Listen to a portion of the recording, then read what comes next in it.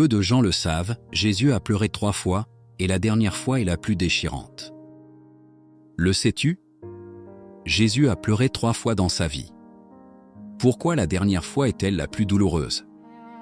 Premièrement, il pleura devant le tombeau de Lazare quand il vit les larmes de Marie, quand il vit la véritable tristesse du peuple, son cœur fut profondément touché.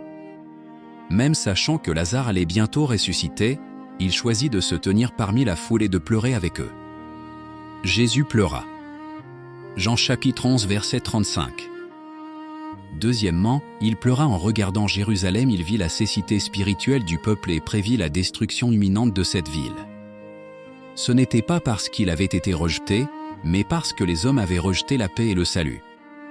Jésus pleura sur la ville. Luc chapitre 19 verset 41, mais la 3e fois fut la plus déchirante.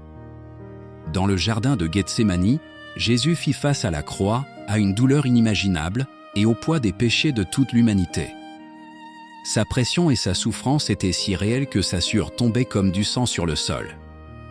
Étant en agonie, il priait plus instamment, et sa sueur devint comme des grumeaux de sang qui tombaient à terre.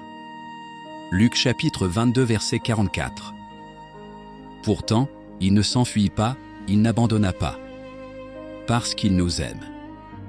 Si Jésus a déjà versé des larmes pour toi, si Jésus a porté des souffrances pour toi, comment répondras-tu à cet amour? Ne laisse pas ces larmes couler en vain. Ne laisse pas la croix rester seulement une histoire. Le monde devient de plus en plus sombre, mais tu dois t'accrocher fermement à la foi. Fixe ton regard sur Jésus, car il revient vraiment bientôt. Voici, je viens bientôt.